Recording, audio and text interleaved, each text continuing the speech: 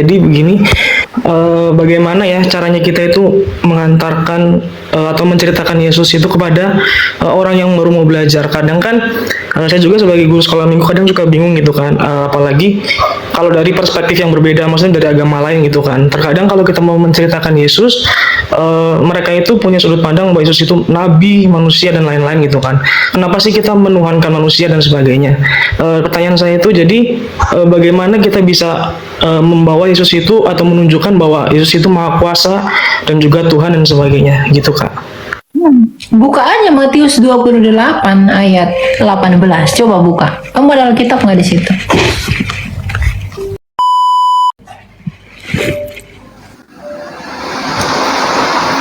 Selamat sore, Kak. Ya, sore.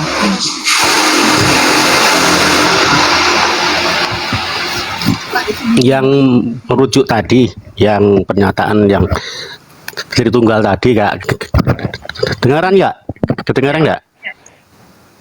Nah, yang ditanyakan adalah saya juga sebenarnya sebagai orang Kristen sudah dari kecil, tapi untuk penjelasannya pada orang-orang di sekitar kita yang belum mengenal Kristen, mereka taunya kan dididiknya Allah orang Kristen itu adalah tiga.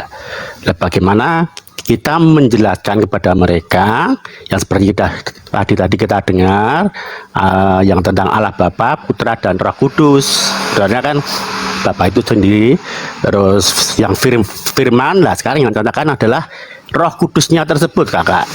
Roh Kudusnya tersebut itu perumpamaan seperti apa? Apakah Roh Kudus itu yang seperti yang kita dipunyai oleh orang-orang yang percaya kepada Yesus di dalam hatinya, atau yang sejenis apa menurut Kakak? Kalau saya belum begitu paham dimasuk Roh Kudus itu, apakah itu sesuatu tentang apa yang baik dan buruk yang ada di dalam hati kita? Roh Kudus itu kan pribadi, Pak. Roh Kudus itu kan pribadi. Jadi kalau Bapak bertanya bagaimana itu Roh Kudus, ya Roh Kudus itu pribadi yang menghidupkan, sang pemberi hidup. Kalau dikatakan kita punya Roh Kudus, ya Roh Kudus itu kepada kita itu diberikan sebagai arabon, sebagai metrai, bahwa kita milik yang ilahi, dicap, ditandai oleh Roh Kudus. Roh Kudus itu sebagai penginsaf akan dosa, yang bersaksi mengenai Kristus, yang menginjili mengenai Kristus ke seluruh hati nurani setiap manusia. Itu pekerjaan Roh Kudus. Roh kita ini bukan Roh Kudus. Tapi ketika kita percaya, kita dinaungi Roh Kudus yang akan selalu menginsafkan kita akan dosa. Dan Roh Kudus itu selalu menuntun kita kepada yang benar. Ingat, yang benar bukan yang baik. Perbuatan-perbuatan yang benar, bukan perbuatan-perbuatan yang baik. Yang benar itu sudah pasti baik, yang baik itu belum tentu benar. Ya, jadi Roh Kudus itu pribadi yang menghidupi. Kita itu dihidupkan oleh Roh Kudus. Kuasa, pribadi yang berkuasa.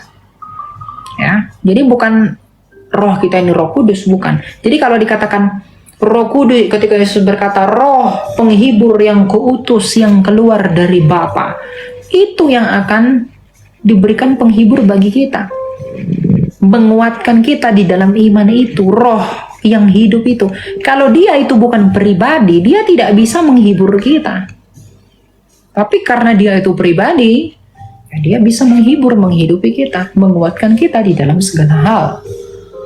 Ya, jadi roh kita ini bukan Roh Kudus, tapi ketika kita percaya, kita dimetrai, kita diikat oleh Roh Kudus, dikumpulkan, diperhitungkan di dalam kitab kehidupannya Tuhan.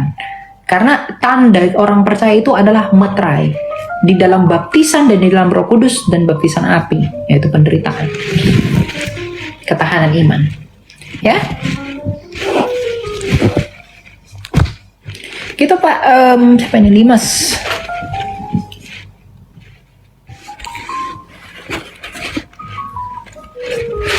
Gitu ya Pak ya.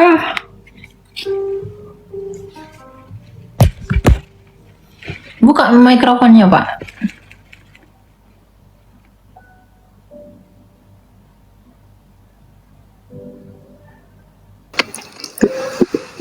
Ya, terima kasih kakak penjelasannya untuk sementara ini dulu. Terima kasih banyak. Tuhan berkati. Ya, Tuhan berkati. Silakan Joshi. Ya, shalom. Ya, salam. Oke, saya mau bertanya sedikit Kak. Jadi begini, bagaimana ya caranya kita itu mengantarkan atau menceritakan Yesus itu kepada orang yang baru mau belajar. Kadang kan saya juga sebagai guru sekolah minggu kadang juga bingung gitu kan, apalagi kalau dari perspektif yang berbeda, maksudnya dari agama lain gitu kan. Terkadang kalau kita mau menceritakan Yesus, mereka itu punya sudut pandang bahwa Yesus itu nabi, manusia dan lain-lain gitu kan. Kenapa sih kita menuhankan manusia dan sebagainya? Pertanyaan saya itu jadi bagaimana kita bisa membawa Yesus itu atau menunjukkan bahwa Yesus itu maha kuasa dan juga Tuhan dan sebagainya gitu Kak. Buka aja Matius 28 ayat 18. Coba buka. Kamu ada Alkitab nggak di situ? Ada. Coba buka dulu apa itu Matius 28 ayat 18. Bacakan ya. Kamu kalau keluar aplikasi kita tidak dengar. Kamu ngomong apa? Kamu tidak ada Alkitab buku? Ya, ada Kak. Coba buka.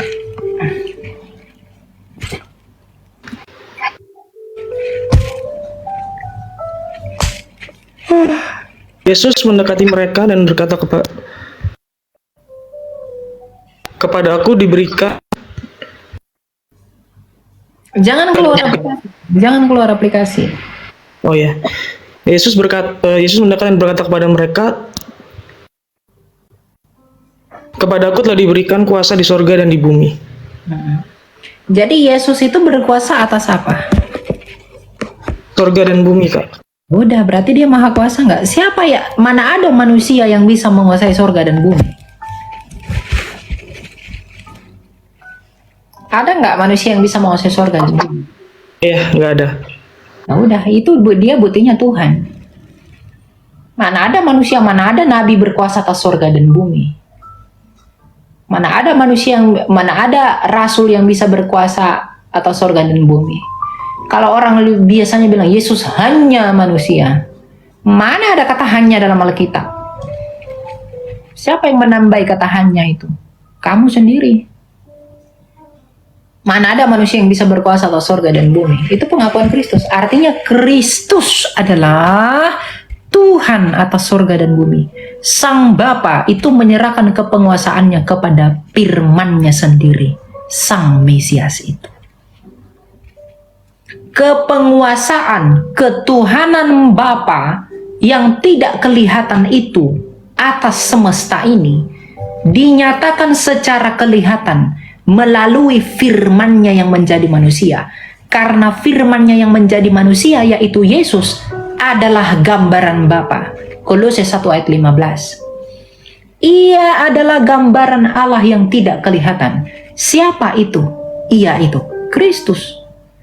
Ia adalah gambaran Allah yang tidak kelihatan. Allah itu Sang Bapa itu tidak kelihatan.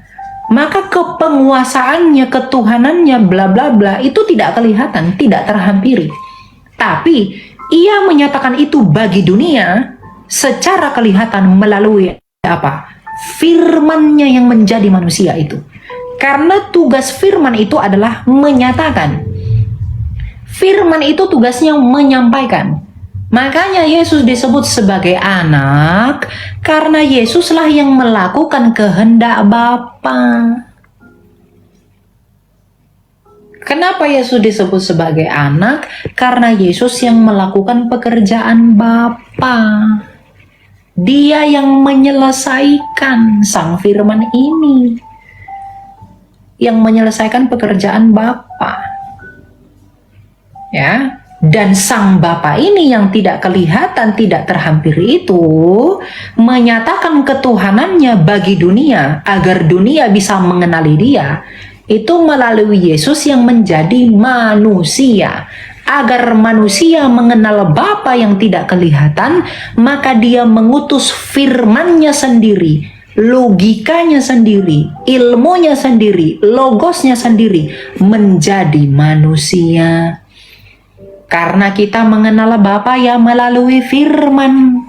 Saya tidak kenal muka kamu, Yosi, bagaimana bentuk bulat, lonjong, lope-lope, atau bentuk apa saya tidak tahu. Tapi saya bisa kenal kamu melalui firman-Mu yang menjadi suara di telinga saya.